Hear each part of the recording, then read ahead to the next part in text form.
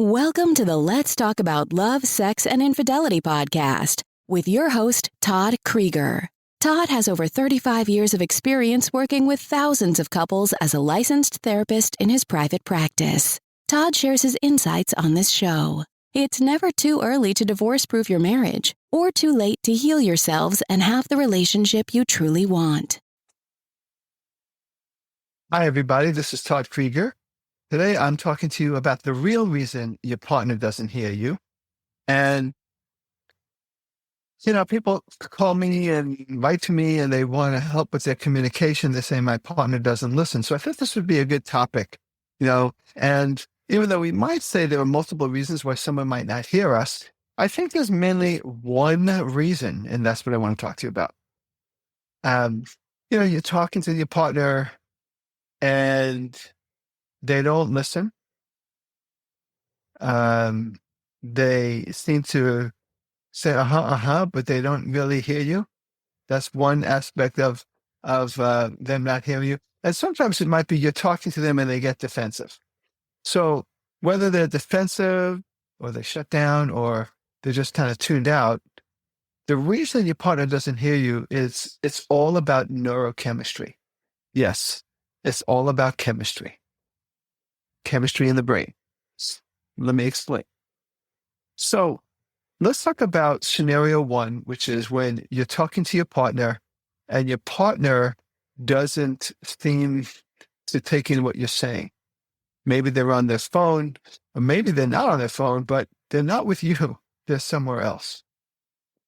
Typically, what goes on with someone, especially when they're on a device, which is a common challenge these days, is they are getting a hit of dopamine. Dopamine is a neurotransmitter in the brain. And when a person clicks on their device, whether it's a computer, a phone, iPad, whatever, there is a positive reward system that goes on with the brain. Literally, dopamine gets released. And that's, look, the reason people do drugs is because oftentimes it has a big release of dopamine. So even though looking at your device when your partner's talking to you isn't the same as doing some cocaine or even drinking alcohol, what it all has in common is chemistry. And the person is shooting for something that gives them a dopamine hit. And maybe you talking to them about what appliance to buy in the kitchen, or maybe you are frustrated with one of the kids, or anything that you need some attention for, is not going to give your partner that dopamine. Now, in the situation where you're talking to the person and the person gets defensive, doesn't really hear you, you feel like, wow, I said something and it went right to you. And suddenly it was all about your issues. And now you feel like a victim because I told you how I feel. You ever feel that way? I hear that all the time from my wife. No, I'm just kidding. Actually, I'm not totally kidding, but I definitely hear it from clients and definitely sometimes hear it from my wife. Look, we're all human. Why do people, including me, get defensive? It's chemistry. How that works is that we have a reaction of usually some kind of fear response. It's usually the underlying thing. Now, in some people's cases, it turns into annoyance or anger, but oftentimes that's a secondary reaction to some feeling of fear when you get it, because why do people defend, right? Think of the word defense, right? We have defense when we're feeling attacked. And so if I perceive that you're attacking me, I'm going against defensive, and that what that does is it creates a certain all kinds of chemical responses and hormonal responses, so that I can protect myself from the oncoming sleuth of attack. Even though, as I say to many couples, it's all in your head. It's not a real attack. When your partner says, "I'm really angry at you," or when your partner's complaining, It's not an attack, but it is experienced that way. And so chemistry takes over, and that's why your partner doesn't hear you. So in the case of a person focusing on their device or basically somewhere in their head, we can talk about that too.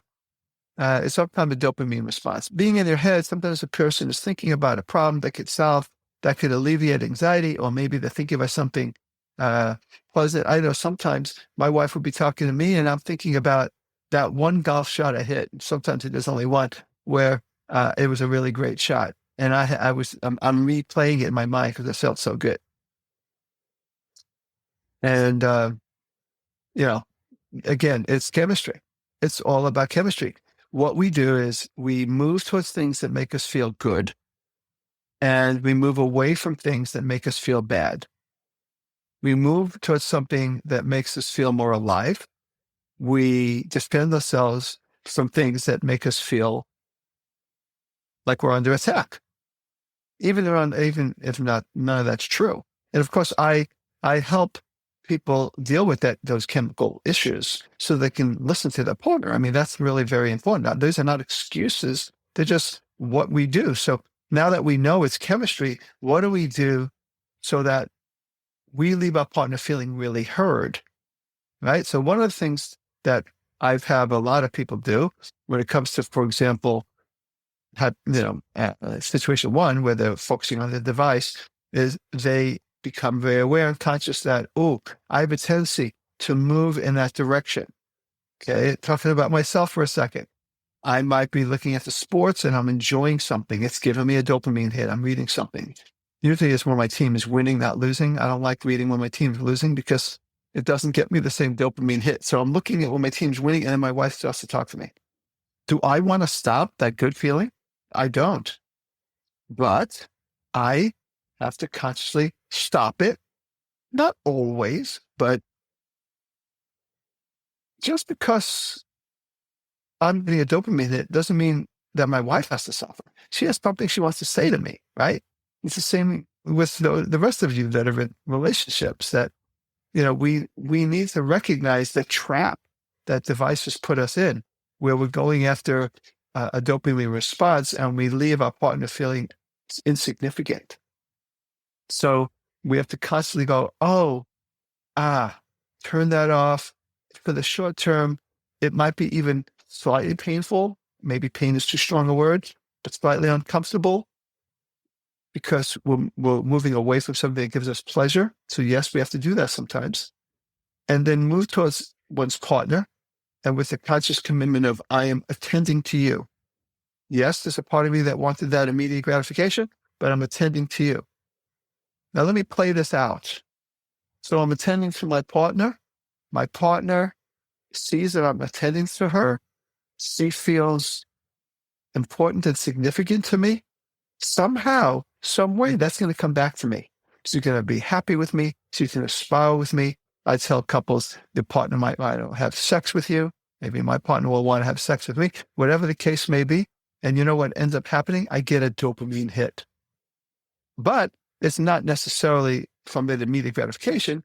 Maybe there's a little bit of a delay because this kind of dopamine hit is entertainment. I don't have anything to do with that. Like it just happens to me. Whereas the other, I got to put a little effort in. Yes, I do. And then when I put that effort in, I get a dopamine hit in the end. So it does take effort. Now, since I use the word effort, it's kind of same in situation two. When our partner has a complaint, then we get defensive. So it's not like we're tuning them out, but we're defensive. And we go to us rather than stay with them. Once again, it takes some effort to go, hold on.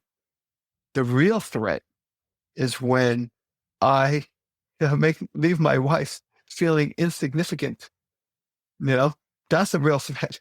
That doesn't leave me in any better position with my partner. So if I could remember and practice that when my partner is angry at me, furious with me, if I can remember that if I can not go to the automatic chemical reaction of protection and instead take a breath or two, calm myself down enough so I can tune into you, put some effort. It takes effort. It takes less effort to defend than it does to go, wait, I'm not threatened. It's only my imagination. My wife's angry at me, furious at me, whatever. I'm not really in a dangerous situation. She's just having an experience. And now I give myself permission to tune into you and be interested in you. You start to de-escalate. You start to calm down. I start to feel safe. Once again, I end up getting what I want, but she gets what she wants. So it's much more sustainable. It's a great word. I love that word, sustainable. It's sustainable. That way in many other areas in our life, right? If I go and eat junk food all the time, I feel good for the moment. It's chemical. But I can't do what I want to do. So as I get older, I might have other physical issues. So if I say no and I put some effort into living more healthily and take the effort, then I have a lot of good feelings. It just might take a little longer. So that's the real reason why people don't hear you. It's chemical. And we go after the immediate chemical relief or pleasure, as opposed to putting in the effort to build the kind of connection where my partner feels heard. And I end up feeling either safer, or I do feel that dopamine hit and that joy when I see the smile on my partner's face. This is really what happens, and I see it all the time. And that's what I wanted to talk to you today about, the real reason why your partner doesn't feel heard, or why your partner doesn't hear you, depending on which side you're on. And I hope this helps. Thank you for listening. This is Todd Krieger, making the world safe for love. That's it for today's episode of Let's Talk About Love, Sex, and Infidelity podcast with your host, Todd Krieger. For free resources and materials, head over to toddkrieger.com. Loved this episode? Head over to iTunes and subscribe, rate, and leave a review. We'd really appreciate it. Thank you.